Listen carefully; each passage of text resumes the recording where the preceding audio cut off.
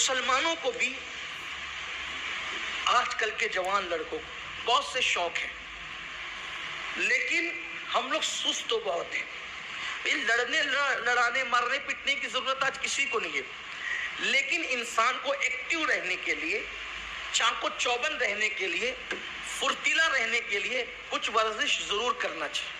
بھاگ دوڑ کریں، ورزش کریں، فٹ رہیں۔ اس لیے کہ حضور صلی اللہ علیہ وآلہ وسلم ظاہری آخری زندگی میں مکہ کا فتح ہوا۔ فتح مکہ کب ہوا؟ حضور علیہ السلام کے وصال سے 2 سال پہلے مکہ کا فتح ہوا۔ حضور کے وصال سے 2 سال پہلے، حضور کے وصال سے 2 سال پہلے حضور کی عمر کتنی تھی؟ 61 سال۔ 61 سال کی عمر میں بھی حضور علیہ السلام جنگ کی قیادت کر رہے تھے۔ آج کل 61 سال کی عمر کے آدمی کا حال یہ ہوتا ہے کہ اس کو پکڑ کے چلانا پڑتا ہے۔ تو اس کا مطلب یہ ہے کہ انسان اپنی صحت کو اتنا مینٹین کرے، وہ تو حضور علیہ السلام کی بات ہے، کوئی مثال ہی نہیں دی جا سکتی، لیکن یہ چیز ہمارے لیے بہت عبرت کی بات ہے۔ دوڑ بھاگ کریں، ورزش کریں، اپنی صحت کا خیال کریں۔ آج کل یہ سب چیزوں سے توجہ ہٹ گئی۔ ہم سمجھتے اسلام صرف اس کا نام ہے کہ ہاتھ میں تسبیح لو، پڑھتے رہو۔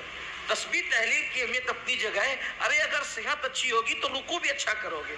میں تو جوان لڑکوں کو دیکھتا ہوں کہ وہ رکوع بھی صحیح نہیں کرتے، ادھر ٹیڑھے ہوتے ہیں، ادھر ترچھے ہوتے ہیں، یہی رکوع ہے۔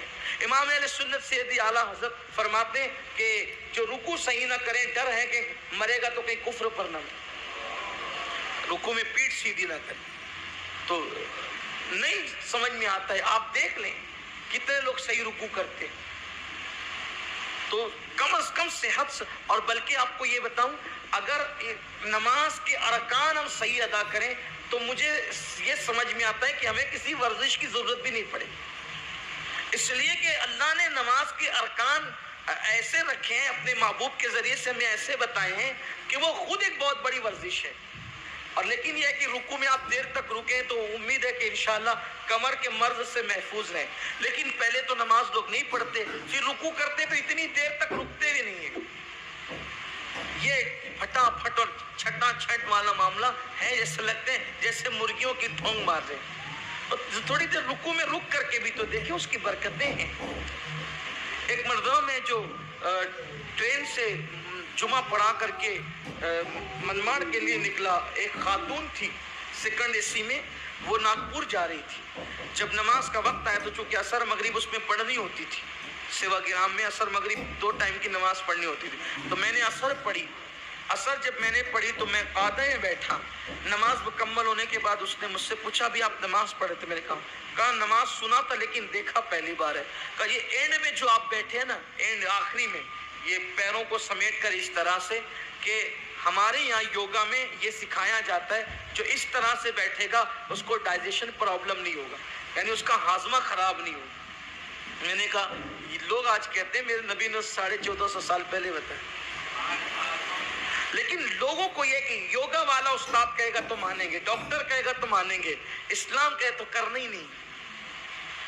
اس سے پہلے میں یہ بات لوگوں کو بتا چکا ہوں، آپ ذرا سوچے غور کریں کہ شوگر کا مریض ہو، بلڈ پریشر کا مریض ہو، یا کوئی اور مریض ہو، یا جس کو وزن کم کرنا ہو، یا دل کا مریض ہو، کوئی مریض ہو، ہر مریض کو ڈاکٹر کہتا ہے صبح کے وقت پیدل چلو، صبح کے وقت پیدل چلو۔ اکثر لوگ، کچھ لوگ ہیں جس کو کہتے ہیں صبح نہیں چل سکتے تو آپشن میں کہتے ہیں شام میں چل لینا، لیکن کب زیادہ بہتر کون سا ٹائم ہے؟